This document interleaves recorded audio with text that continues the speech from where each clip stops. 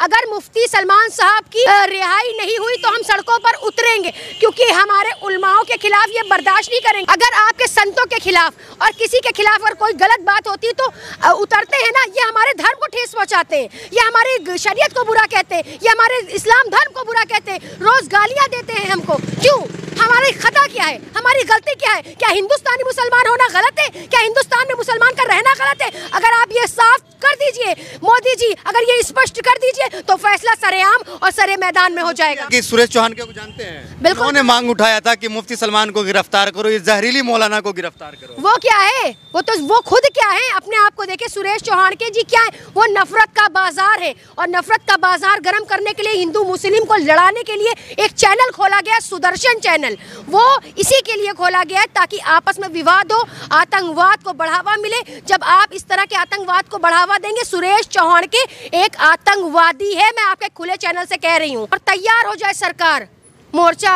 मुंह पर तमाचा जिसको कहते हैं ना मारना, वही तमाचा लगाया है मेरी इस बहन ने इस बिहार के कानून चलाने वालों पर। मेरा बाबू, मैं आप तमामी हजरात के नज़दीक हाजिर हुआ हूँ। मैं अपने इस बहन की वीडियो को लेकर के देखे किस तरीके से इस मुल्क हिंदुस्तान के कानून चल रहे हैं और किस तरीके से यहाँ के गवर्नमेंट को, यहाँ जो कानून चला रहे मुल्क हिंदुस्तान में, उन तमामी के मुंह पर एक जोरदार तमाचा मारा है। जिसको कहते हैं ना अपने अल्फाज से तमाचा मारना, वही तमाचा मारा है। जब मुफ्ती सलमान अजहरी साहब को अरेस्ट कर लिया गया, सब लोग ना कह रहे हैं कि मुफ्ती सलमान अजहरी साहब को अरेस्ट किया क्यों है, वजह क्या है। जो मुफ्ती सलमान अजहरी साहब शेर कहा है ना, तो उसमें किसी के मजहब का नाम लिया गया, ना किसी मुसलमान या हिंदू का नाम लिया गया, मतलब किसी का नाम नहीं लिया गया, लेकिन अरेस्ट किया गया। अरेस्ट करना तो कोई मकसद ही नहीं था मेरे बाबू, फिर भी अरेस्ट किया गया। लेकिन देखे मेरी इस बहन ने किस तरीके से मुंह पर जोरदार तमाचा मारा है इस कानून को लेकर के, इस रवैये को लेकर के, इस व्यवहार को लेकर के जो मुफ्ती सलमान अजहरी के साथ लोग पेश आ रहे हैं।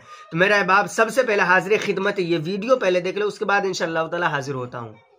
अभी आपने देखा होगा कि जिस तरीके से मुफ्ती सलमान अजहरी को गिरफ्तार कर लिया, उन्होंने एक भाषण दिया था, एक स्पीच पे उन्होंने ये कहा था कि अभी जो है तुम्हारा दौर है, फिर मतलब एक ऐसा शब्द इस्तेमाल किया जिसकी वजह से उनकी गिरफ्तारी हो गई है, फिर एक वक्त आएगा कि हमारा दौर आएगा। उसको आप किस तरीके से देखते हैं? सबसे पहली बात तो ये मैं इस तरह से देखती हूँ कि ये मुसलमानों के खिलाफ एक साजिश है, एक रचा हुआ प्रोपेगेंडा है। उन्होंने जो लफ्ज़ कहा वो एक कविता का वो लफ्ज़ था, और किसी को उन्होंने, किसी समुदाय को, किसी धर्म को, किसी एक व्यक्ति को उन्होंने ये कुछ कहा ही नहीं। ये तो एक स्पीच थी उनकी इजराइलियों के ख़िलाफ़, और वाकई जो हिंदुस्तान के अंदर इजराइल के बलबूते पे जो पल रहे हैं उन्हें तो बुरा लगना ही था, ठीक है। जो वाकई इजराइल को प्रोटेक्ट करते हैं, इजराइल का सपोर्ट कर रहे हैं जो, तो उन्हें तो बुरा लगना ही था। और सुधीर चौधरी जैसे लोग जब अपशब्द बोलते हैं, मुसलमानों के खिलाफ टिप्पणी करते हैं, मुसलमानों के खिलाफ गंदी गंदी गालियां दी जाती हैं, तब तो ये ATS वहाँ नहीं पहुँच जाती, तब तो ED और CBI की जाँच उन पर नहीं बैठती है। आखिर सिर्फ मुसलमानों के लिए क्यों? तो मैं एक बात कह देना चाहती हूँ कि यही चीज़ मैं बार बार बोलती हूँ कि मुसलमानों को टारगेट किया जा रहा है, निशाना बनाया जा रहा है। और मैं यही शेर कहती हूँ कि क्या बात है जो हस्ती मिटती नहीं हमारी, सदियों रहा है दुश्मन दौरे ज़मा हमारा। तो दुश्मन होंगे ज़रूर, लेकिन हम जो हैं वो संविधान के अकॉर्डिंग चलते हैं। हिंदुस्तान में अगर रहना होगा तो संविधान कहना होगा। ये जो राष्ट्र हिंदू राष्ट्र घोषित करने की कोशिश की जा रही है वो बनने नहीं देंगे हम।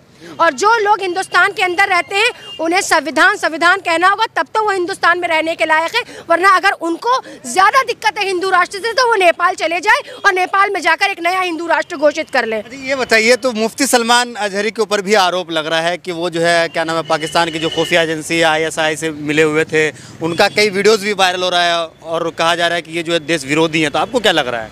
अच्छा, आपको ये लग रहा है? मुझको लोग आतंकवादी कहते हैं तो क्या मैं आतंकवादी हो गई हूँ? मुझको लोग कहते हैं कि मैं इंटेलिजेंस की टीम हूँ तो क्या मैं हो गई?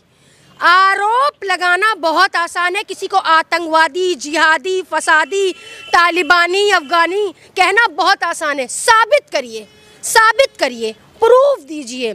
ये जो मौलाना सलमान अजहरी साहब के खिलाफ एक साजिश रची गई है, एक प्रोपेगेंडा रचा गया है, उसके लिए हम खड़े हैं और हम सब आवाज़ उठा रहे हैं और आवाज़ उठाएंगे। बिल्कुल, अगर उनके खिलाफ कोई साजिश रची जाएगी तो हम सारे लोग उतरेंगे ज़मीन पर। अगर इस तरह से उनकी गिरफ्तारी हुई या उनको जेल भेजा गया तो इसके खिलाफ एक प्रोटेस्ट होगा और तैयार हो जाए सरकार, मोर्चा खोल देंगे हम सब।